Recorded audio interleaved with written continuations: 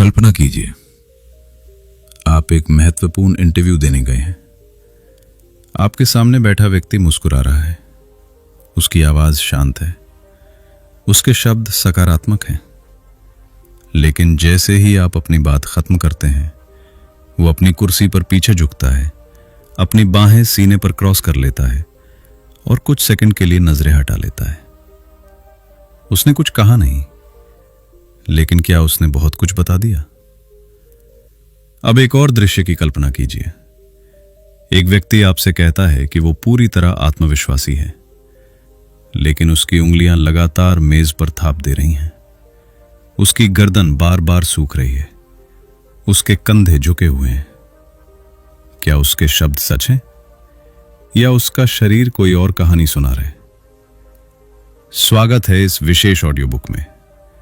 आज हम इंसानी व्यवहार की उस रहस्यमयी दुनिया में प्रवेश करने वाले हैं जो शब्दों से कहीं अधिक शक्तिशाली है। एक ऐसी भाषा जिसे हम सभी बोलते हैं, लेकिन बहुत कम लोग समझते हैं। इस भाषा का नाम है बॉडी लैंग्वेज। कहा जाता है कि जब शब्द और शरीर एक दूसरे से अलग बातें कहते हैं, तो लोग शरीर पर अधिक भरोसा करते हैं। क्यों? क्योंकि शरीर अक्सर वो सच बोल देता है जिसे दिमाग छुपाने की कोशिश करता है। क्या किसी व्यक्ति का आत्मविश्वास केवल उसके चलने के तरीके से पहचाना जा सकता है? क्या झूठ पकड़ना संभव है? क्या आकर्षण, डर, तनाव और इरादों को बिना एक शब्द सुने समझा जा सकता है? इन सभी सवालों के जवाब आपको इस यात्रा में मिलने वाले हैं। लेकिन सावधान रहिए, इस ऑडियो बुक के बाद आप लोगों को पहले की तरह नहीं देख पाएंगे। आप उनकी आंखों को पढ़ेंगे, उनके हाथों को समझेंगे, उनके पैरों की दिशा पर ध्यान देंगे और शायद पहली बार महसूस करेंगे कि इंसान जितना बोलता है उससे कहीं ज्यादा अपने शरीर से कहता है। तो आइए शुरुआत करते हैं पहले संकेत से, आंखों का संपर्क। 1. आंखों का संपर्क, आत्मा की खिड़की या मन का आईना। पुरानी कहावत है कि आंखें कभी झूठ नहीं बोलती, लेकिन क्या यह सच है? एक दिन एक युवा सेल्समैन अपने पहले बड़े क्लाइंट से मिलने गया। वो पूरी तैयारी करके पहुंचा था। उसने प्रेजेंटेशन दी, स्टैटिस्टिक्स बताए, बेनिफिट्स समझाए, सब कुछ सही चल रहा था। लेकिन क्लाइंट लगातार उसकी आंखों में देख रहा था, बिना पलक झपकाए, बिना कोई फीडबैक दिए। मीटिंग खत्म हुई। युवा सेल्समैन बाहर आया और सोचने लगा कि शायद सौदा खराब हो गया। लेकिन अगले दिन उसे फोन आया, डील मंजूर हो चुकी थी। बाद में उसने जाना कि क्लाइंट का तरीका ही ऐसा था। वो लोगों का आत्मविश्वास उनकी आंखों से परखता था। यहीं से हमें पहला सबक मिलता है। आंखों का संपर्क केवल देखने का तरीका नहीं है, ये एक संदेश है। जब कोई व्यक्ति बातचीत के दौरान संतुलित रूप से आपकी आंखों में देखता है, तो अक्सर ये आत्मविश्वास, रुचि और ईमानदारी का संकेत माना जाता है। लेकिन अगर कोई लगातार नजरें चुरा रहा है, तो इसका अर्थ हमेशा झूठ नहीं होता। कई बार वो शर्मीला हो सकता है, घबराया हुआ हो सकता है या सामाजिक परिस्थितियों में असहज महसूस कर सकता है। यही कारण है कि विशेषज्ञ केवल एक संकेत के आधार पर निष्कर्ष नहीं निकालते, वे पैटर्न देखते हैं। मान लीजिए 2 उम्मीदवार इंटरव्यू देने आए। पहला उम्मीदवार कम बोलता है, लेकिन आपकी बात ध्यान से सुनते हुए आंखों का संपर्क बनाए रखता है। दूसरा उम्मीदवार लगातार बोलता है, लेकिन बार बार नजरें घुमाता रहता है। आपके दिमाग में दोनों की अलग अलग छवि बनने लगती है। यही बॉडी लैंग्वेज की शक्ति है। मनोवैज्ञानिक शोध बताते हैं कि इंसान कुछ ही सेकंड में सामने वाले के बारे में राय बना लेता है, और उस राय का बड़ा हिस्सा गैर मौखिक संकेतों पर आधारित होता है। लेकिन यहां एक रहस्य छिपा है। बहुत अधिक आंखों में देखना भी हमेशा अच्छा संकेत नहीं होता। कई बार अत्यधिक घूरना प्रभुत्व दिखाने, दबाव बनाने या आक्रामकता का संकेत हो सकता है। यानी संतुलन सबसे महत्वपूर्ण है। आत्मविश्वासी लोग आमतौर पर बातचीत के दौरान आंखों का संपर्क बनाए रखते हैं, लेकिन वे जरूरत पड़ने पर नजरें भी हटाते हैं।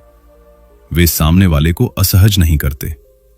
अब एक छोटा केस स्टडी सुनिए। एक कंपनी ने अपने सर्वश्रेष्ठ मैनेजरों का अध्ययन किया। पता चला कि उनमें एक समान आदत थी। वे जब किसी कर्मचारी से बात करते थे तो मोबाइल नहीं देखते थे, कमरे में इधर उधर नहीं देखते थे। वे पूरी उपस्थिति के साथ सामने वाले की आंखों में देखते थे। इससे कर्मचारियों को सम्मान और महत्व का अनुभव होता था। याद रखिए, आंखों का संपर्क केवल देखने का तरीका नहीं है।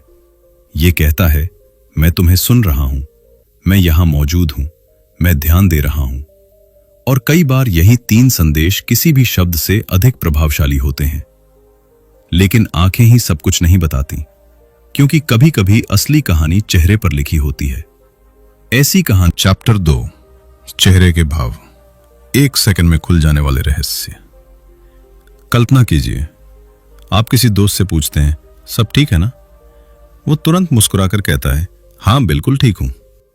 लेकिन उसी पल एक क्षण के लिए उसकी भौहें सिकुड़ती हैं, होंठों के किनारे नीचे झुकते हैं और फिर सब सामान्य हो जाता है। इतनी तेजी से कि शायद आपने देखा भी नहीं, लेकिन उसका चेहरा कुछ और कह चुका था। यहीं से शुरू होती है माइक्रो एक्सप्रेशन की दुनिया।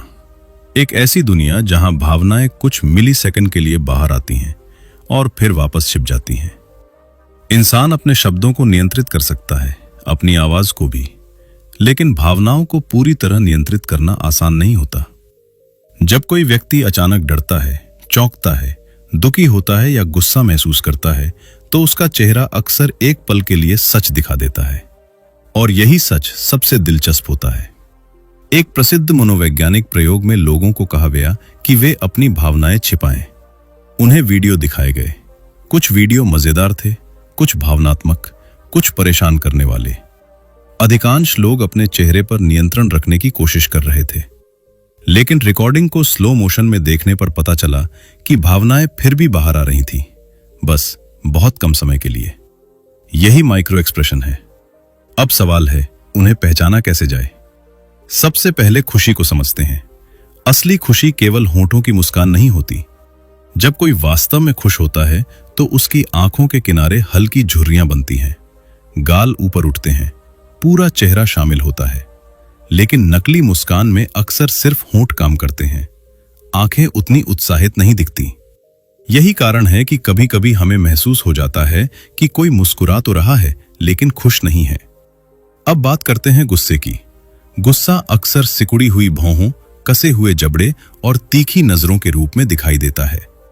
दिलचस्प बात यह है कि कई लोग गुस्सा छिपाने की कोशिश करते हैं, लेकिन उनका जबड़ा उन्हें धोखा दे देता है। दांत भींचना, होंठ दबाना या चेहरे की मांसपेशियों में तनाव, ये संकेत बताते हैं कि अंदर कुछ चल रहा है। अब डर को समझिए।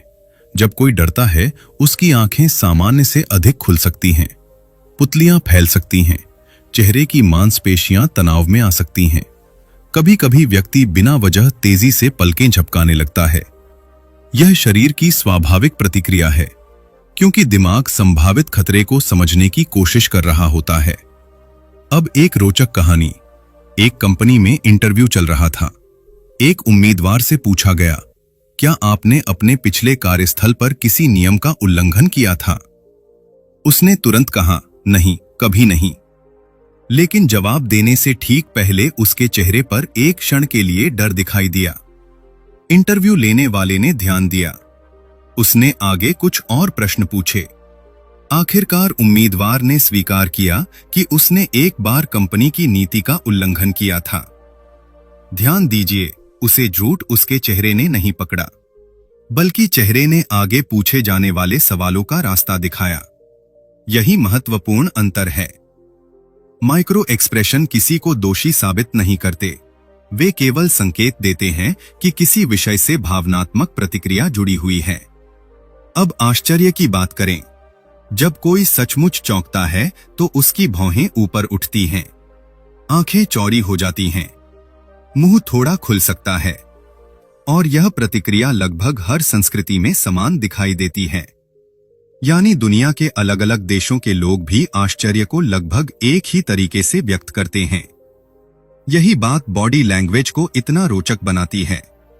हम सभी अलग अलग भाषाएं बोल सकते हैं, लेकिन भावनाओं की भाषा काफी हद तक समान होती है। अब एक छोटा अभ्यास कीजिए। अगली बार जब आप किसी से बात करें, केवल उसके शब्द न सुनें, उसका चेहरा देखिए। जब वह किसी खास विषय पर बात करता है तो उसकी आंखों में क्या बदलाव आता है? क्या मुस्कान अचानक गायब हो जाती है? क्या भौहें हल्की सी उठती हैं? क्या चेहरे पर तनाव आता है?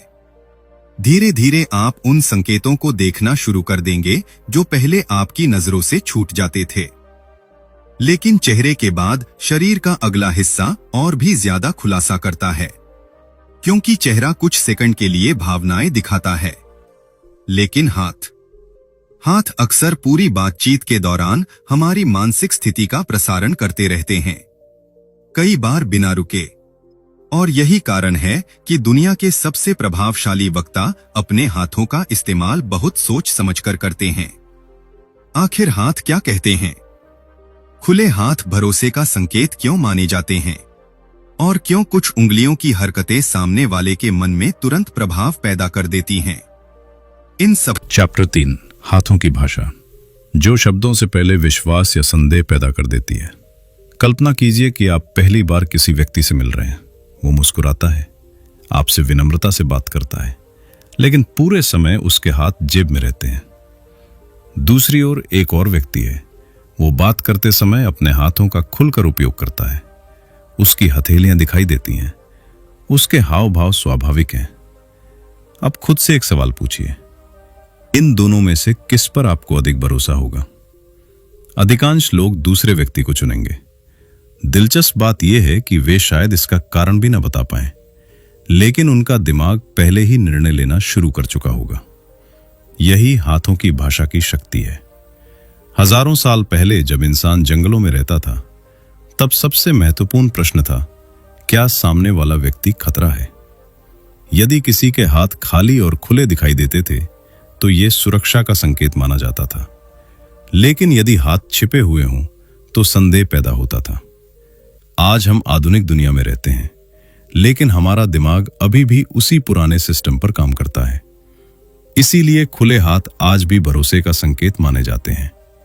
एक सफल वक्ता मंच पर खड़ा होता है, वो केवल शब्दों से लोगों को प्रभावित नहीं करता, उसके हाथ भी उसके संदेश को मजबूत बनाते हैं। जब वो किसी महत्वपूर्ण बात पर जोर देता है, उसके हाथ उसी दिशा में चलते हैं। जब वो स्वागत करता है, उसकी हथेलियां खुली होती हैं। जब वो समझाता है, उसके हाथ विचारों को आकार देते हैं। यही कारण है कि लोग केवल सुनते नहीं, वे महसूस भी करते हैं। अब एक कहानी सुनिए। एक युवा उद्यमी निवेशकों के सामने अपनी कंपनी प्रस्तुत करने गया। उसकी तैयारी शानदार थी, उसके आंकड़े मजबूत थे, उसका उत्पाद बेहतरीन था, लेकिन प्रस्तुति के दौरान वो लगातार अपने हाथ पीछे छिपाकर खड़ा रहा। उसकी आवाज अच्छी थी, लेकिन शरीर आत्मविश्वास नहीं दिखा रहा था। बाद में एक निवेशक ने कहा, तुम्हारा विचार अच्छा था, लेकिन तुम खुद उस पर पूरी तरह विश्वास करते हुए नहीं लगे। युवा उद्यमी हैरान रह गया, क्योंकि उसने ऐसा कुछ कहा नहीं था, लेकिन उसके हाथों ने अलग कहानी सुना दी थी। अब बात करते हैं छिपे हुए हाथों की। जब कोई व्यक्ति हाथ जेब में रखता है या उन्हें लगातार मेज के नीचे छिपाता है, तो कई बार यह असुरक्षा या झिझक का संकेत हो सकता है। हालांकि यह हमेशा सच नहीं होता, कभी कभी यह केवल आदत भी हो सकती है। याद रखिए, बॉडी लैंग्वेज में कोई एक संकेत अंतिम सत्य नहीं होता, हमेशा पूरे संदर्भ को देखना चाहिए। अब उंगलियों की भाषा पर ध्यान देते हैं। कई बार व्यक्ति के हाथ शांत दिखाई देते हैं, लेकिन उसकी उंगलियां उसका तनाव बता रही होती हैं। उंगलियों का बार बार हिलना, मेज पर लगातार थपथपाना, कलम घुमाना, नाखून चबाना, ये सभी संकेत मानसिक बेचैनी से जुड़े हो सकते हैं। एक इंटरव्यू में बैठा उम्मीदवार बाहर से शांत दिख सकता है, लेकिन उसकी उंगलियां लगातार कुर्सी पकड़ रही हों, तो ये उसके अंदर चल रही घबराहट का संकेत हो सकता है। अब एक बेहद दिलचस्प संकेत, जिसे कुछ विशेषज्ञ स्टीपल जेस्चर कहते हैं।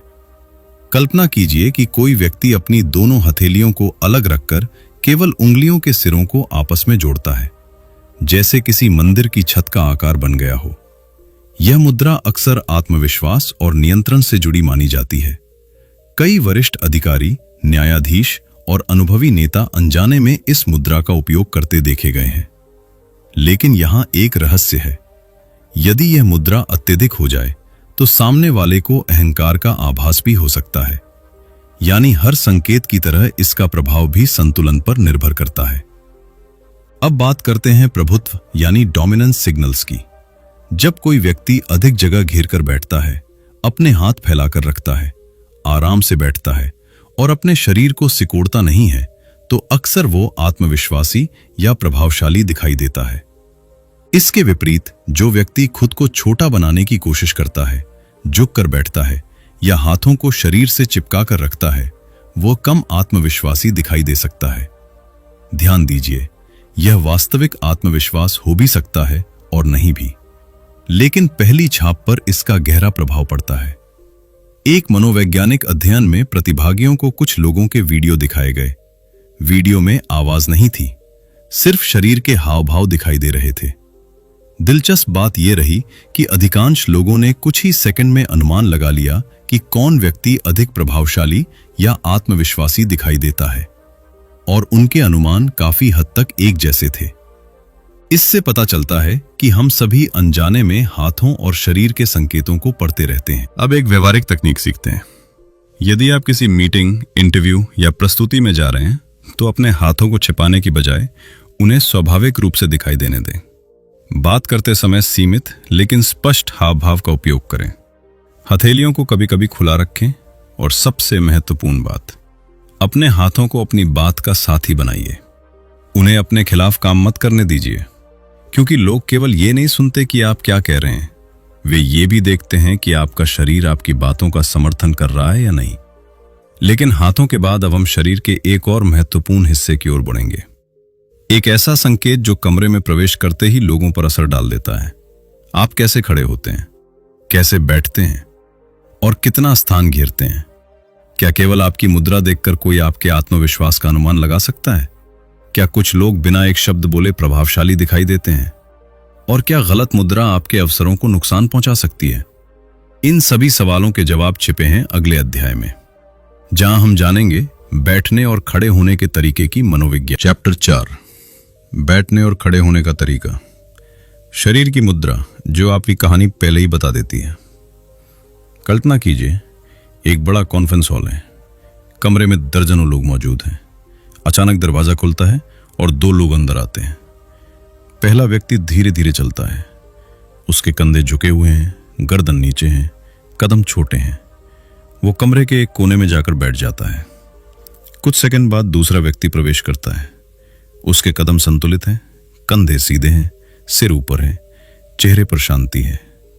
वो किसी को प्रभावित करने की कोशिश नहीं कर रहा, लेकिन फिर भी कमरे के कई लोग अनायास उसकी ओर देखने लगते हैं। क्यों? उसने अभी तक कुछ कहा भी नहीं। यही है शरीर की मुद्रा की शक्ति।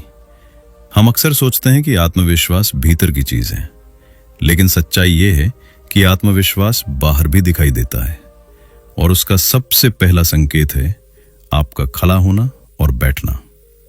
मानव मस्तिष्क कुछ ही सेकंड में सामने वाले व्यक्ति का आकलन शुरू कर देता है। क्या यह व्यक्ति मजबूत है? क्या यह भरोसेमंद है? क्या यह नेतृत्व कर सकता है?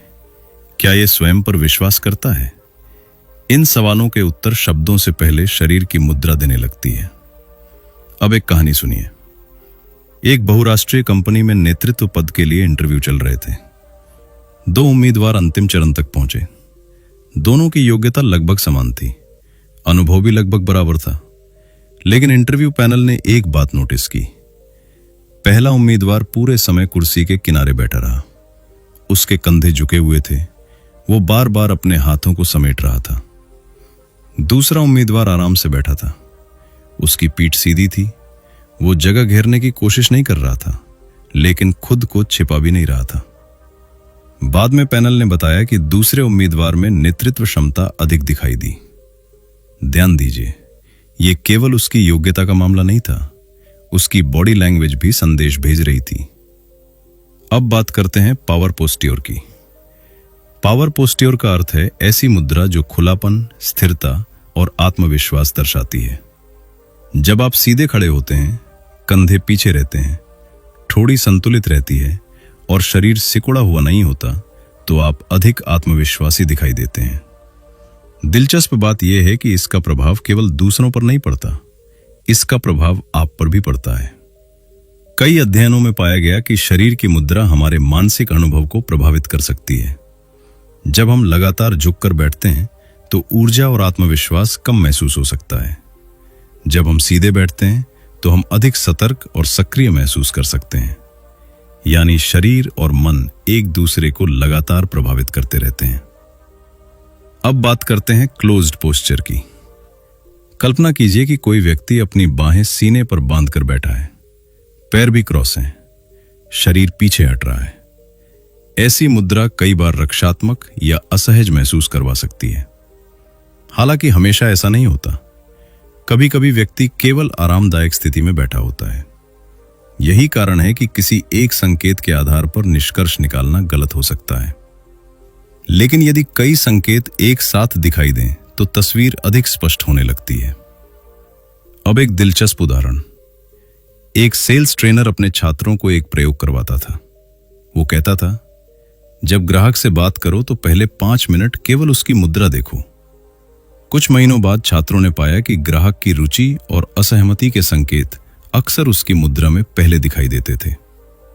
जब ग्राहक आगे झुककर बैठता था तो रुचि बढ़ रही होती थी। जब वो पीछे हटने लगता था तो अक्सर संदेह पैदा हो रहा होता था। यानी शरीर बातचीत की दिशा बताने लगता था। अब एक और महत्वपूर्ण संकेत, झुकना। जब कोई व्यक्ति बातचीत के दौरान आपकी ओर हल्का झुकता है तो यह अक्सर रुचि और जुड़ाव का संकेत हो सकता है। लेकिन जब वो लगातार दूर हट रहा हो तो यह दूरी या असहजता का संकेत हो सकता है। फिर से याद रखिए, संदर्भ सबसे महत्वपूर्ण है। अब एक केस स्टडी। एक विश्वविद्यालय में छात्रों को प्रस्तुति देने के लिए कहा गया। रिकॉर्डिंग की गई। बाद में छात्रों को उनकी वीडियो दिखाई गई। कई छात्र हैरान रह गए। उन्हें लगा था कि वे आत्मविश्वासी दिख रहे थे, लेकिन वीडियो में उनके कंधे झुके हुए थे। वे बार बार नीचे देख रहे थे। उनकी मुद्रा असुरक्षा का संकेत दे रही थी। जैसे ही उन्होंने अपनी मुद्रा सुधारी, उनकी प्रस्तुति का प्रभाव बदल गया। शब्द वही थे, लेकिन परिणाम अलग था। यही बॉडी लैंग्वेज की शक्ति है। अब एक व्यवहारिक अभ्यास करते हैं। अभी जहां बैठे हैं, अपनी पीठ सीधी कीजिए, कंधों को हल्का पीछे कीजिए, ठोड़ी को संतुलित रखिए, गहरी सांस लीजिए। क्या आपने अंतर महसूस किया? शायद बहुत बड़ा नहीं, लेकिन शरीर ने दिमाग को एक नया संदेश भेजना शुरू कर दिया है। मैं तैयार हूं, मैं उपस्थित हूं, मैं पीछे नहीं हट रहा। और यही संदेश धीरे धीरे आपके व्यवहार में दिखाई देने लगता है। लेकिन अभी कहानी पूरी नहीं हुई, क्योंकि शरीर का एक हिस्सा ऐसा है जिस पर अधिकांश लोग ध्यान ही नहीं देते। फिर भी वो अक्सर सबसे ईमानदार संकेत देता है। वो हिस्सा है आपके पैर। जी हां, पैरों की दिशा। किसी कमरे में सबसे पहले कौन बाहर जाना चाहता है? कौन बातचीत में रुचि रखता है? कौन मानसिक रूप से कहीं और है? कई बार इसका जवाब चेहरे में नहीं मिलता, हाथों में भी नहीं, बल्कि पैरों में छिपा होता है। और अगले अध्याय में हम जानेंगे कि पैरों की दिशा कैसे किसी व्यक्ति के असली इरादों का खुलासा कर सकती है, क्योंकि शरीर का सबसे कम नियंत्रित हिस्सा अक्सर सबसे सच्चा होता है। 5. पैरों की दिशा, शरीर का सबसे ईमानदार संकेत। यदि आप किसी व्यक्ति का सच जानना चाहते हैं तो हमेशा उसके चेहरे को मत देखिए, कभी कभी उसके पैरों को देखिए। यह बात पहली बार सुनने में अजीब लग सकती है। आखिर पैर किसी के विचार कैसे बता सकते हैं? लेकिन जितना अधिक आप मानव व्यवहार को समझेंगे, उतना ही महसूस करेंगे कि शरीर के कुछ हिस्से दिमाग के नियंत्रण में कम होते हैं और पैर उनमें से एक हैं। कल्पना कीजिए, आप एक पार्टी में हैं। 2 लोग बातचीत कर रहे हैं, उनके चेहरे पर मुस्कान है, वे एक दूसरे से बातें कर रहे हैं, सब कुछ सामान्य लग रहा है। लेकिन यदि आप ध्यान से देखें तो उनमें से एक व्यक्ति के पैर दरवाजे की ओर मुड़े हुए हैं। उसका शरीर बातचीत में है, लेकिन उसका मन शायद कहीं और जाने की तैयारी कर रहा है। यही पैरों की दिशा का रहस्य है। हमारा शरीर अक्सर उस दिशा की ओर संकेत करता है जहां हमारा ध्यान, रुचि या इरादा होता है। एक अनुभवी HR मैनेजर ने एक बार कहा था, इंटरव्यू में उम्मीदवार के चेहरे से ज्यादा उसके पैरों को देखो। जब उनसे पूछा गया क्यों, तो उन्होंने मुस्कुराकर जवाब दिया, चेहरे को लोग नियंत्रित करना सीख जाते हैं, पैर अक्सर सच बोल देते हैं। अब एक दिलचस्प स्थिति की कल्पना कीजिए। आप किसी से बात कर रहे हैं, वो आपकी ओर देख रहा है, सिर हिला रहा है, मुस्कुरा भी रहा है, लेकिन उसके दोनों पैर बाहर निकलने की दिशा में हैं। यह हमेशा बुरा संकेत नहीं है, लेकिन कई बार यह बताता है कि उसका ध्यान पूरी तरह बातचीत में नहीं है।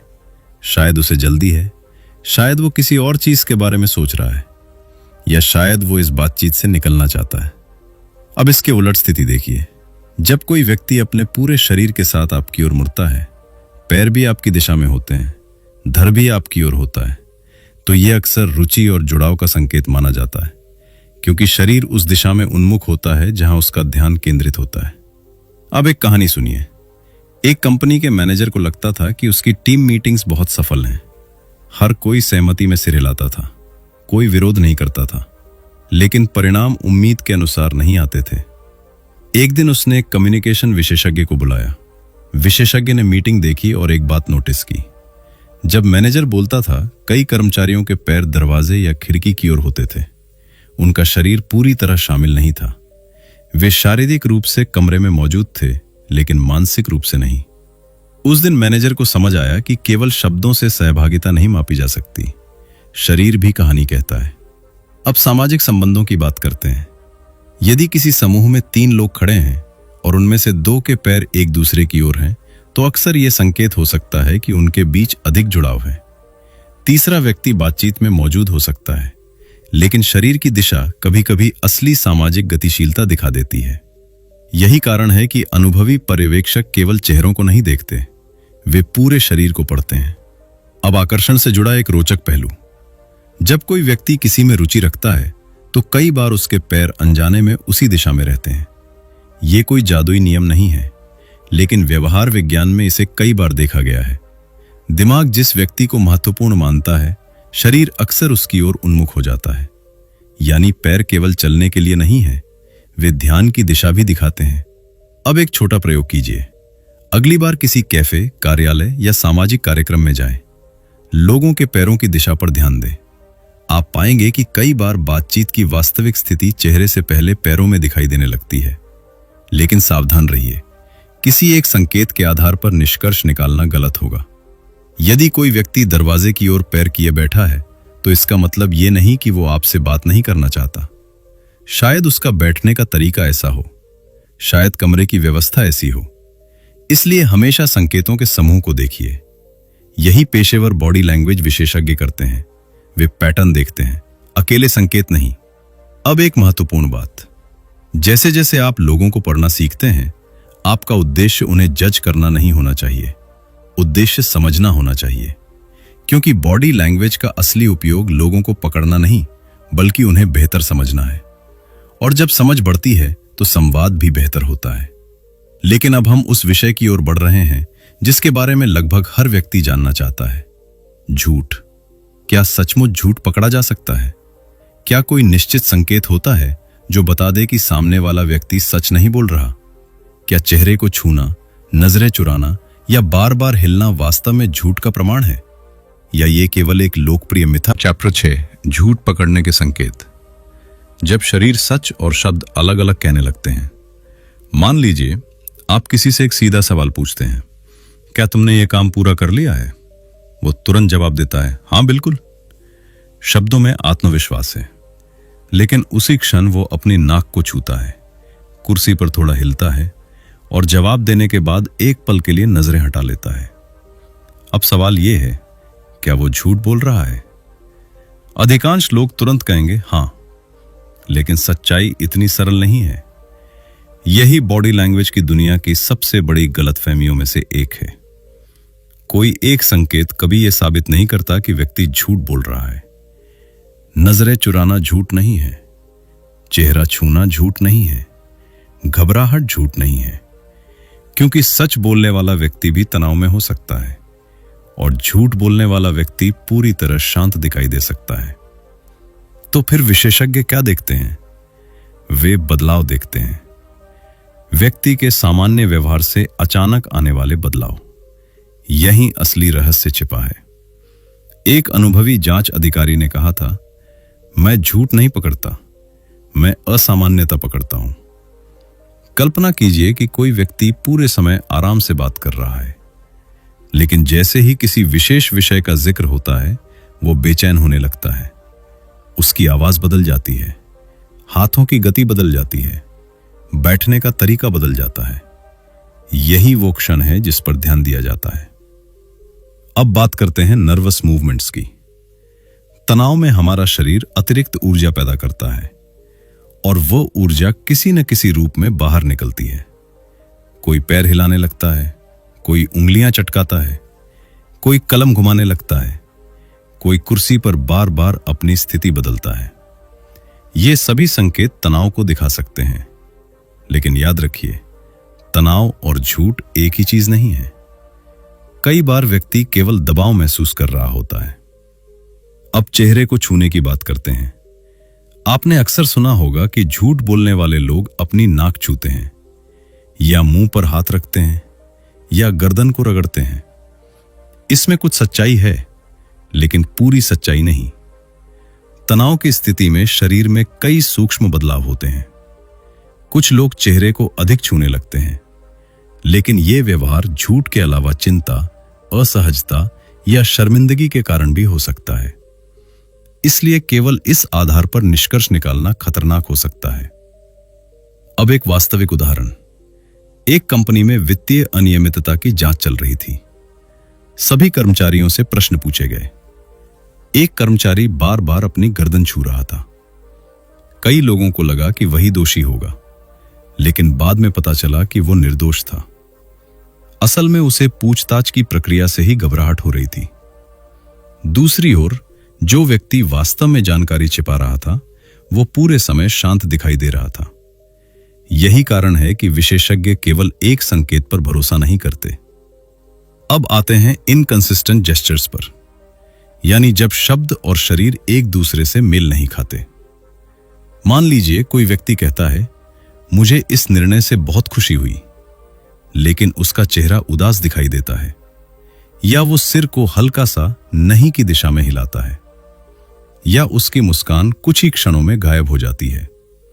यह विरोधाभास ध्यान देने योग्य होता है, क्योंकि शरीर और शब्द एक जैसी कहानी नहीं सुना रहे होते। एक प्रसिद्ध इंटरव्यू कोच अपने छात्रों से कहता था, शब्द सुनो लेकिन शरीर को मत भूलो, क्योंकि कई बार असली संदेश दोनों के बीच के अंतर में छिपा होता है। अब एक रोचक कहानी। एक सेल्स प्रतिनिधि अपने ग्राहक से पूछता है, क्या आपको हमारा प्रस्ताव पसंद आया? ग्राहक तुरंत कहता है, हाँ, बहुत अच्छा है। लेकिन उसी समय वो पीछे की ओर झुक जाता है, बाहें क्रॉस कर लेता है और होंठ दबा लेता है। सेल्स प्रतिनिधि समझ जाता है कि कहानी पूरी नहीं है। वो आगे पूछता है, क्या कोई चिंता है जो आप साझा करना चाहेंगे? तभी ग्राहक अपनी वास्तविक आपत्ति बताता है। यदि वो केवल शब्दों पर भरोसा करता तो शायद सौदा कभी पूरा नहीं होता। यही बॉडी लैंग्वेज का व्यावहारिक उपयोग है। लोगों को झूठा साबित करना नहीं, बल्कि छिपी हुई भावनाओं को समझना। अब एक और महत्वपूर्ण संकेत, उत्तर देने में असामान्य देरी। कभी कभी जब व्यक्ति किसी संवेदनशील प्रश्न का उत्तर तैयार कर रहा होता है, तो उसके प्रतिक्रिया समय में बदलाव आ सकता है। लेकिन फिर से यह अकेला प्रमाण नहीं है, क्योंकि सोचने के लिए समय लेना पूरी तरह सामान्य बात है। याद रखिए, झूठ पकड़ने का सबसे अच्छा तरीका कोई जादुई संकेत नहीं है, बल्कि कई संकेतों का एक साथ दिखाई देना है। शब्दों में बदलाव, आवाज में बदलाव, चेहरे में बदलाव, हाथों में बदलाव, बैठने के तरीके में बदलाव। जब ये सभी एक दिशा में संकेत देते हैं, तब तस्वीर अधिक स्पष्ट होने लगती। अब एक महत्वपूर्ण चेतावनी, जितना अधिक आप बॉडी लैंग्वेज सीखेंगे, उतना ही आपको विनम्र होना चाहिए, क्योंकि इंसान मशीन नहीं है। हर व्यक्ति अलग है, हर परिस्थिति अलग है, और हर संकेत का अर्थ संदर्भ के अनुसार बदल सकता है। इसलिए उद्देश्य निर्णय देना नहीं होना चाहिए, उद्देश्य समझना होना चाहिए। लेकिन अब हम एक ऐसे विषय की ओर बढ़ रहे हैं जिसने सदियों से लोगों को आकर्षित किया है। आकर्षण, पसंद, रुचि। क्या कोई व्यक्ति आपको पसंद करता है? क्या शरीर इसके संकेत देता है? क्या कुछ हरकतें अनजाने में ये बता देती हैं कि सामने वाला आपके प्रति आकर्षित है? और क्या हम इन संकेतों को सही तरीके से पढ़ना सीख सकते हैं? अगले अध्याय में हम आकर्षण की मनोविज्ञान को समझेंगे, जहां शरीर अक्सर वो बता देता है जिसे शब्द कहने से हिचक। 7. आकर्षण के संकेत। जब शरीर वो कह देता है जो होंठ कहने से डरते हैं। कल्पना कीजिए, एक कैफे में 2 लोग बैठे हैं। बातचीत सामान्य है, मौसम की बात हो रही है, काम की बात हो रही है, दोनों हंस भी रहे हैं। लेकिन अगर कोई अनुभवी पर्यवेक्षक वहां मौजूद हो तो वो शायद कुछ और देख ले। वो देखेगा कि उनमें से एक व्यक्ति बार बार सामने वाले की ओर झुक रहा है, उसकी आंखें अधिक समय तक ठहर रही हैं, वो अनजाने में अपने बालों को ठीक कर रहा है। और जब दूसरा व्यक्ति बोलता है तो उसके चेहरे पर एक अलग तरह की चमक दिखाई देती है। शब्द सामान्य है, लेकिन शरीर एक अलग कहानी सुना रहा है। यही है आकर्षण की बॉडी लैंग्वेज। अब सबसे पहले एक महत्वपूर्ण बात समझ लीजिए। आकर्षण का मतलब हमेशा प्रेम नहीं होता। किसी व्यक्ति में रुचि होना, उसे पसंद करना, उसके साथ जुड़ाव महसूस करना और रोमांटिक आकर्षण, ये सभी अलग अलग चीजें हो सकती हैं, लेकिन इनमें एक समानता होती है। शरीर अक्सर रुचि की दिशा में प्रतिक्रिया देता है और यही संकेत हमें दिखाई देने लगते हैं। एक सामाजिक मनोविज्ञान शोध में पाया गया कि जब लोग किसी ऐसे व्यक्ति के साथ होते हैं जिसे वे पसंद करते हैं तो उनके व्यवहार में सूक्ष्म बदलाव आने लगते हैं।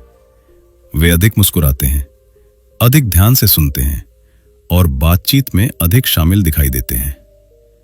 अब एक कहानी सुनिए। एक विश्वविद्यालय में 2 छात्र अक्सर एक ही समूह में बैठते थे।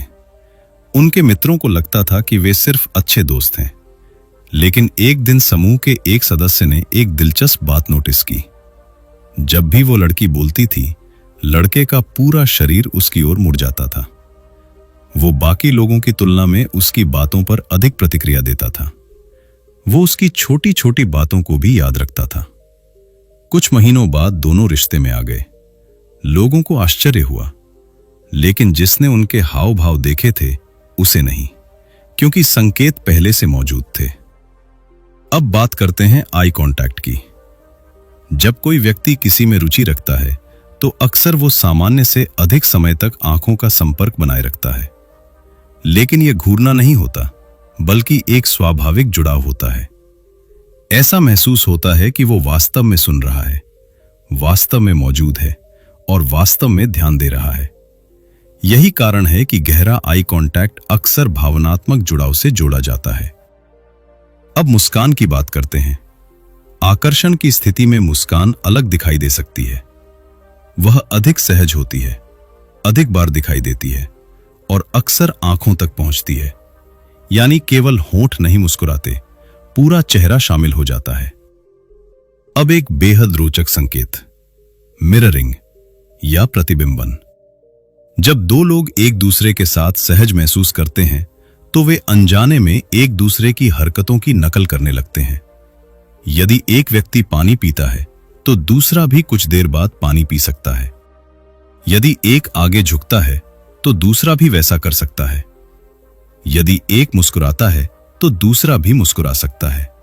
यह नकल जानबूझकर नहीं होती, यह जुड़ाव का संकेत होती है। एक अनुभवी संबंध सलाहकार कहा करता था, जब 2 लोग एक जैसी लय में चलने लगते हैं तो अक्सर उनके बीच कोई न कोई भावनात्मक पुल बन चुका होता है। अब बात करते हैं निकटता की। जब हम किसी व्यक्ति को पसंद करते हैं तो अक्सर उसके पास रहना अधिक सहज लगता है। हम उसके आसपास अधिक समय बिताना चाहते हैं। हम बातचीत को जल्दी समाप्त नहीं करना चाहते और कई बार शरीर की दूरी भी कम होने लगती है। लेकिन यहां सावधानी जरूरी है। हर व्यक्ति की व्यक्तिगत सीमाएं अलग होती हैं। इसलिए निकटता का अर्थ हमेशा आकर्षण नहीं होता। संदर्भ हमेशा महत्वपूर्ण है। अब एक दिलचस्प संकेत, सेल्फ ग्रूमिंग बिहेवियर। जब लोग किसी ऐसे व्यक्ति के सामने होते हैं जिसे वे प्रभावित करना चाहते हैं तो वे अनजाने में अपने कपड़े ठीक करने लगते हैं, बालों को संवारते हैं, घड़ी या जैकेट को एडजस्ट करते हैं, चेहरे को छूते हैं। यह सब अवचेतन रूप से हो सकता है, जैसे दिमाग कह रहा हो मैं अपना सर्वश्रेष्ठ रूप प्रस्तुत करना चाहता हूं। अब एक छोटा केस स्टडी। एक कंपनी में दो सहकर्मी अक्सर साथ काम करते थे। किसी ने कभी उनके रिश्ते पर ध्यान नहीं दिया, लेकिन टीम के एक सदस्य ने नोटिस किया कि दोनों अक्सर एक दूसरे की ओर झुककर बात करते हैं। उनकी हंसी की टाइमिंग मिलती जुलती थी और वे समूह में होने पर भी एक दूसरे पर अधिक ध्यान देते थे। कुछ समय बाद उन्होंने अपनी सगाई की घोषणा कर दी। एक बार फिर संकेत पहले से मौजूद थे। अब एक महत्वपूर्ण चेतावनी। सबसे बड़ी गलती जो लोग करते हैं वो ये है कि वे एक संकेत देखकर निष्कर्ष निकाल लेते हैं। किसी ने मुस्कुरा दिया, मतलब आकर्षण है। किसी ने आंखों में देख लिया, मतलब आकर्षण है। किसी ने पास बैठ लिया, मतलब आकर्षण है। नहीं, मानव व्यवहार इससे कहीं अधिक जटिल है। सच्चे संकेत अक्सर पैटर्न में दिखाई देते हैं, एक नहीं कई संकेतों के समूह में। यही कारण है कि पेशेवर पर्यवेक्षक हमेशा व्यापक तस्वीर देखते हैं। अब तक हमने समझा कि लोग क्या महसूस कर रहे हैं, क्या सोच रहे हैं, क्या छिपा रहे हैं और किसमें रुचि रखते हैं। लेकिन अब हम उस स्तर पर पहुंच रहे हैं जहां बॉडी लैंग्वेज केवल भावनाएं नहीं दिखाती, वह प्रभाव पैदा करती है, नेतृत्व पैदा करती है, आत्मविश्वास पैदा करती है और कभी-कभी पूरे कमरे की ऊर्जा बदल देती है। क्या कारण है कि कुछ लोग कमरे में प्रवेश करते ही सबका ध्यान आकर्षित कर लेते हैं? क्या नेताओं की कोई अलग बॉडी लैंग्वेज होती है? क्या करिश्मा सीखा जा सकता है या वह जन्मजात होता है? अगले अध्याय में हम नेतृत्व की बॉडी लैंग्वेज के रहस्यों को समझेंगे और जानेंगे कि प्रभावशाली लोग बिना आवाज ऊंची किए भी प्रभावशाली क्यों दिखाई देते हैं। Chapter 8, leadership body language. जब उपस्थिति ही प्रभाव बन जाती है। कल्पना कीजिए, एक मीटिंग रूम में 10 लोग बैठे हैं। सबकी योग्यता अच्छी है, सबके पास अनुभव है, सबके पास विचार हैं, लेकिन जैसे ही चर्चा शुरू होती है, कमरे का ध्यान धीरे धीरे एक व्यक्ति की ओर केंद्रित होने लगता है। वो सबसे ज्यादा नहीं बोल रहा, वो सबसे ऊंची आवाज में भी नहीं बोल रहा, फिर भी लोग उसकी बात ध्यान से सुन रहे हैं। जब वो बोलता है, लोग बीच में नहीं टोकते। जब वो चुप रहता है, तब भी उसकी उपस्थिति महसूस होती है। आखिर ऐसा क्यों होता है? क्या यह केवल पद की वजह से है या इसके पीछे कुछ और भी है? सच्चाई यह है कि प्रभावशाली नेताओं की बॉडी लैंग्वेज अक्सर उनके शब्दों से पहले काम करना शुरू कर देती है। इसे कई विशेषज्ञ एग्जीक्यूटिव प्रेजेंस कहते हैं, यानी ऐसी उपस्थिति जो लोगों को यह महसूस कराए कि यह व्यक्ति स्थिर है, सक्षम है और परिस्थिति को संभाल सकता है। अब एक कहानी सुनिए। एक बड़ी कंपनी में संकट की स्थिति पैदा हो गई। परियोजना असफल होने के कगार पर थी। टीम तनाव में थी, लोग घबराए हुए थे। तभी विभाग प्रमुख कमरे में आया। उसने कोई बड़ा भाषण नहीं दिया, वो बस शांत गति से चला, सबकी ओर देखा, बैठा, कुछ सेकंड तक स्थिति को समझा और फिर धीमी लेकिन स्पष्ट आवाज में बोला, ठीक है, पहले समस्या समझते हैं। कमरे का माहौल बदल गया। समस्या वही थी, लेकिन लोगों को लगने लगा कि स्थिति नियंत्रण में है। यही नेतृत्व की उपस्थिति होती है। अब सवाल है, ऐसे लोग क्या अलग करते हैं? सबसे पहला संकेत है स्थिरता। अधिकांश लोग तनाव में तेजी से हिलने डुलने लगते हैं। उनके हाथ बेचैन हो जाते हैं, उनकी चाल बदल जाती है। लेकिन प्रभावशाली नेता अक्सर अनावश्यक हरकतों को कम रखते हैं। उनकी गति नियंत्रित होती है, उनके हाव भाव उद्देश्यपूर्ण होते हैं। यह संदेश देता है, मैं घबराया नहीं हूं। और जब आप शांत दिखाई देते हैं, लोग आपको अधिक भरोसेमंद मानने लगते हैं। अब बात करते हैं स्थान घेरने की। नेतृत्व का अर्थ आक्रामक होना नहीं है, लेकिन प्रभावशाली लोग स्वयं को छिपाते भी नहीं हैं। वे सीधे बैठते हैं, खुली मुद्रा रखते हैं और अपने शरीर को सिकोड़ कर नहीं रखते। उनकी उपस्थिति कहती है, मुझे यहां होने का अधिकार है। यही कारण है कि वे आत्मविश्वासी दिखाई देते हैं। अब आई कांटेक्ट की बात करें। महान नेता लोगों की ओर देखते हैं, लेकिन घूरते नहीं। वे सुनते समय भी उपस्थित रहते हैं। उनका आई कांटेक्ट संतुलित होता है। जब वे किसी से बात करते हैं, तो सामने वाले को महसूस होता है कि उसकी बात वास्तव में सुनी जा रही है। यही कारण है कि लोग उनसे जुड़ाव महसूस करते हैं। अब एक दिलचस्प अध्ययन। कुछ प्रतिभागियों को अलग अलग नेताओं के वीडियो दिखाए गए। वीडियो से आवाज हटा दी गई। लोग केवल शरीर के हाव भाव देख सकते थे। हैरानी की बात यह थी कि अधिकांश प्रतिभागियों ने लगभग एक जैसे लोगों को प्रभावशाली नेता चुना। क्यों? क्योंकि आत्मविश्वास, स्थिरता और उपस्थिति के संकेत शब्दों के बिना भी दिखाई दे रहे थे। अब बात करते हैं करिश्मा की। बहुत से लोग सोचते हैं कि करिश्मा जन्म से मिलता है, लेकिन शोध कुछ अलग कहानी बताते हैं। करिश्मा का एक बड़ा हिस्सा व्यवहार से जुड़ा है। ऐसे लोग अक्सर सामने वाले को महत्व देते हैं, बात करते समय पूरी तरह उपस्थित रहते हैं, उनकी मुस्कान स्वाभाविक होती है और उनका शरीर उनके शब्दों का समर्थन करता है। यानी करिश्मा केवल आकर्षक दिखने का नाम नहीं है, ये लोगों को महत्वपूर्ण महसूस कराने की क्षमता है। अब एक वास्तविक उदाहरण। एक युवा प्रबंधक को हाल ही में पदोन्नति मिली थी। तकनीकी रूप से वो बेहद सक्षम था, लेकिन टीम उसे नेता की तरह नहीं देख रही थी। बाद में उसे एक कोच ने सलाह दी, कम बोलो लेकिन स्पष्ट बोलो, बैठते समय झुको मत, निर्णय लेते समय अपनी मुद्रा स्थिर रखो, लोगों की बात सुनते समय मोबाइल मत देखो। कुछ महीनों बाद उसकी टीम की प्रतिक्रिया बदल गई। उसकी योग्यता वही थी, लेकिन उसकी उपस्थिति बदल गई थी और लोगों की धारणा भी। अब एक महत्वपूर्ण बात, नेतृत्व का मतलब सबसे शक्तिशाली दिखना नहीं है। नेतृत्व का मतलब सबसे स्थिर दिखना है, सबसे विश्वसनीय दिखना है, सबसे उपस्थित दिखना है। क्योंकि संकट के समय लोग उस व्यक्ति का अनुसरण करते हैं जो सबसे अधिक नियंत्रण में दिखाई देता है, भले ही वो सबसे ज्यादा बोलने वाला व्यक्ति ना हो। अब तक हमने सीखा कि लोग क्या महसूस करते हैं, क्या छिपाते हैं, किसमें रुचि रखते हैं और कैसे प्रभाव पैदा करते हैं। लेकिन अब हम उस जगह पहुंच रहे हैं जहां इन सभी कौशलों का वास्तविक उपयोग होता है। इंटरव्यू में, बिजनेस मीटिंग में, सेल्स में, नेगोशिएशन में, यानी उन परिस्थितियों में जहां छोटी सी बॉडी लैंग्वेज भी बड़े परिणाम पैदा कर सकती। चैप्टर 9, बिजनेस और नेगोशिएशन की बॉडी लैंग्वेज, जहां छोटे संकेत बड़े परिणाम तय करते हैं। कल्पना कीजिए, दो उम्मीदवार एक ही नौकरी के लिए इंटरव्यू देने आए हैं। दोनों की डिग्री समान है, दोनों का अनुभव लगभग बराबर है, दोनों ने तैयारी भी अच्छी की है, लेकिन इंटरव्यू खत्म होने के बाद चयन केवल एक का होता है। क्यों? क्या केवल जवाबों की वजह से? कई बार नहीं, क्योंकि इंटरव्यू केवल ज्ञान की परीक्षा नहीं होता, ये विश्वास की भी परीक्षा होता है, और विश्वास का एक बड़ा हिस्सा बॉडी लैंग्वेज से बनता है। इसी कारण बिजनेस की दुनिया में लोग केवल ये नहीं देखते कि आप क्या कहते हैं, वे ये भी देखते हैं कि आप कैसे कहते हैं। अब एक कहानी सुनिए। एक युवा उम्मीदवार एक प्रतिष्ठित कंपनी के इंटरव्यू में पहुंचा। वो अत्यंत प्रतिभाशाली था, लेकिन इंटरव्यू शुरू होते ही उसने अपनी नजरें नीचे कर ली। उसकी आवाज धीमी हो गई। वो कुर्सी के किनारे बैठा रहा। हर उत्तर से पहले वो घबराकर अपने हाथों को मसलता था। उसके जवाब सही थे, लेकिन उसकी बॉडी लैंग्वेज आत्मविश्वास नहीं दिखा रही थी। कुछ दिन बाद उसे चयनित नहीं किया गया। उसी सप्ताह दूसरे उम्मीदवार का चयन हुआ। उसने कोई असाधारण उत्तर नहीं दिया था, लेकिन वो शांत था, संतुलित था और उसकी उपस्थिति भरोसा पैदा कर रही थी। यही बिजनेस बॉडी लैंग्वेज का प्रभाव है। अब इंटरव्यू की सबसे महत्वपूर्ण बात समझते हैं। पहले 30 सेकंड। अक्सर लोगों की प्रारंभिक धारणा इन्हीं क्षणों में बनने लगती है। आप कमरे में कैसे प्रवेश करते हैं, कैसे बैठते हैं, कैसे अभिवादन करते हैं, ये सभी संकेत दिमाग में एक शुरुआती तस्वीर बना देते हैं और बाद की बातचीत उसी तस्वीर को मजबूत या कमजोर करती है। अब बात करते हैं मीटिंग्स की। एक मीटिंग में दो प्रकार के लोग होते हैं।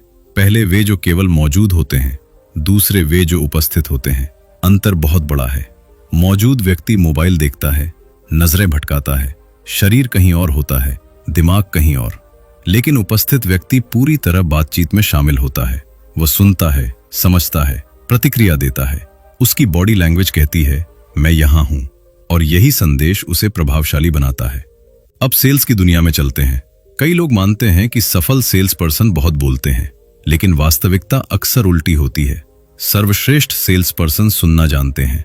वे ग्राहक के शब्दों के साथ उसकी बॉडी लैंग्वेज भी पढ़ते हैं।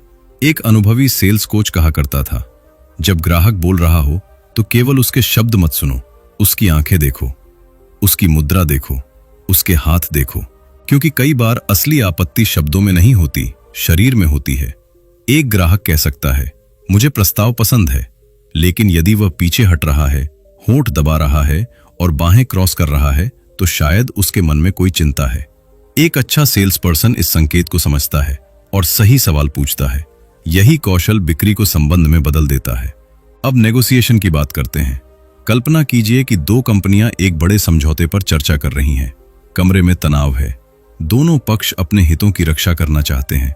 ऐसी स्थिति में सबसे बड़ी गलती क्या होती है? भावनाओं को शरीर पर हावी होने देना। जब व्यक्ति अधीर होने लगता है, कुर्सी पर बेचैन होने लगता है, बार बार घड़ी देखने लगता है, तो वह अनजाने में अपनी स्थिति कमजोर कर सकता है। इसके विपरीत जो व्यक्ति शांत रहता है, सुनता है, रुककर जवाब देता है और स्थिर बॉडी लैंग्वेज बनाए रखता है, वह अक्सर अधिक प्रभावशाली दिखाई देता है। अब एक वास्तविक केस स्टडी। एक अंतरराष्ट्रीय कंपनी के वरिष्ठ वार्ताकार का इंटरव्यू लिया गया। उससे पूछा गया, आपकी सबसे बड़ी ताकत क्या है? उसने उत्तर दिया, मैं चुप रह सकता हूं। लोग हंस पड़े, लेकिन उसने आगे कहा, जब सामने वाला बोल चुका होता है तब अधिकांश लोग तुरंत प्रतिक्रिया देना चाहते हैं। मैं रुकता हूं, सुनता हूं और अपनी बॉडी लैंग्वेज को शांत रखता हूं। अक्सर उसी मौन में दूसरी पार्टी अधिक जानकारी दे देती है।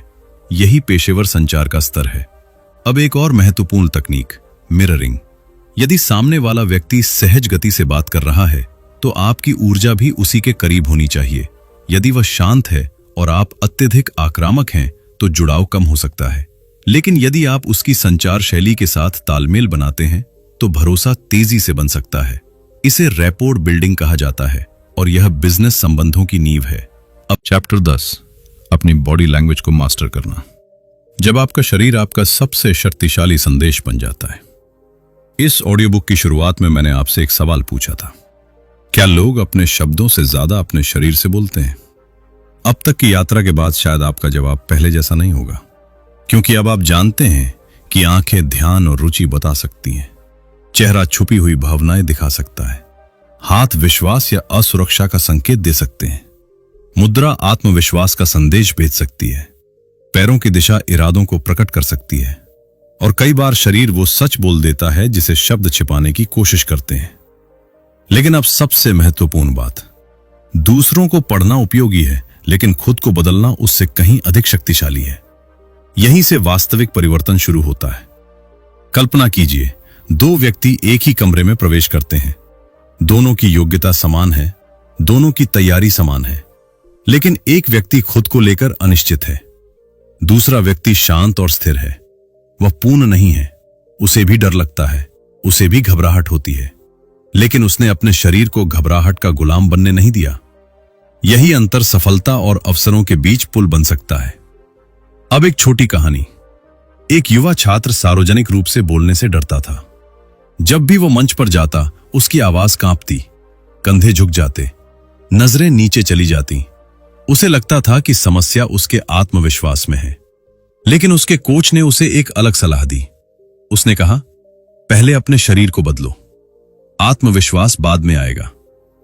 शुरुआत में छात्र को यह बात अजीब लगी, लेकिन उसने अभ्यास शुरू किया। सीधे खड़ा होना, आंखों का संतुलित संपर्क रखना, बोलते समय हाथों का उपयोग करना। धीरे धीरे उसके भीतर बदलाव आने लगा। कुछ महीनों बाद वही छात्र सैकड़ों लोगों के सामने बोल रहा था। उसका डर पूरी तरह खत्म नहीं हुआ था, लेकिन उसका शरीर अब उस डर को नियंत्रित नहीं करने दे रहा था। यही बॉडी लैंग्वेज की सबसे बड़ी शक्ति है। ये केवल आपकी भावनाओं को व्यक्त नहीं करती, ये आपकी भावनाओं को प्रभावित भी करती है। अब आइए कुछ दैनिक अभ्यासों की बात करें। पहला अभ्यास है जागरूकता। अधिकांश लोग अपनी बॉडी लैंग्वेज पर ध्यान ही नहीं देते, इसलिए अगले 7 दिनों तक खुद को देखने का अभ्यास कीजिए। जब आप किसी से बात करें, अपने कंधों पर ध्यान दें। क्या वे झुके हुए हैं? क्या आप आंखों का संपर्क बनाए रखते हैं? क्या आप बार बार चेहरा छूते हैं? जागरूकता ही बदलाव का पहला कदम है। दूसरा अभ्यास है मुद्रा। दिन में कई बार स्वयं को जांचिए। क्या आपकी पीठ सीधी है?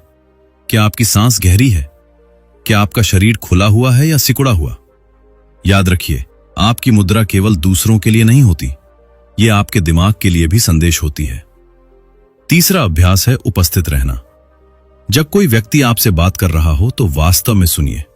मोबाइल से ध्यान हटाइए, आंखों का संपर्क रखिए, सिर हिलाकर प्रतिक्रिया दीजिए। लोग केवल सुने जाना नहीं चाहते, वे महसूस करना चाहते हैं कि उन्हें महत्व दिया जा रहा है, और यही गुण आपको अलग बनाता है। अब मैं आपको एक 7 दिन की चुनौती देना चाहता हूं। पहले दिन केवल लोगों की आंखों का संपर्क देखिए। दूसरे दिन चेहरों के भावों पर ध्यान दीजिए। तीसरे दिन हाथों के संकेतों को देखिए। चौथे दिन लोगों की मुद्रा का निरीक्षण कीजिए। 5वें दिन पैरों की दिशा पर ध्यान दीजिए। 6ठे दिन शब्दों और शरीर के बीच सामंजस्य को देखिए। और 7वें दिन खुद को देखिए। अपने व्यवहार को, अपने संकेतों को, अपने प्रभाव को। आप हैरान रह जाएंगे कि कितनी बातें पहले आपकी नजर से छूट जाती थीं। अब इस यात्रा के अंतिम पड़ाव पर पहुंचते हैं। इस पूरी ऑडियो बुक में हमने बार बार एक बात सीखी है। बॉडी लैंग्वेज कोई जादू नहीं है। ये कोई मन पढ़ने की तकनीक नहीं है। ये कोई सुपर पावर नहीं है। ये समझने की कला है, मानव व्यवहार को समझने की कला। और जब आप लोगों को बेहतर समझते हैं तो आपके संबंध बेहतर होते हैं, आपकी बातचीत बेहतर होती है, आपका प्रभाव बढ़ता है और सबसे महत्वपूर्ण, आप स्वयं को बेहतर समझने लगते हैं। क्योंकि आखिरकार बॉडी लैंग्वेज केवल दूसरों के बारे में नहीं है, यह आपके बारे में भी है। आप कमरे में कैसे प्रवेश करते हैं, आप चुनौतियों का सामना कैसे करते हैं, आप खुद को कैसे प्रस्तुत करते हैं और आप दुनिया को कौन सा संदेश भेजते हैं। याद रखिए, हर बार जब आप किसी से मिलते हैं, आपका शरीर पहले बोलता है, शब्द बाद में आते हैं। इसलिए अपने शब्दों को बेहतर बनाने से पहले अपने संदेश को बेहतर बनाइए। और आपका सबसे शक्तिशाली संदेश आपका शरीर है। धन्यवाद। यदि इस ऑडियो बुक ने आपको सोचने पर मजबूर किया है तो आज से लोगों को केवल सुनना बंद कीजिए, उन्हें देखना शुरू कीजिए। और शायद पहली बार आप समझ पाएंगे कि इंसान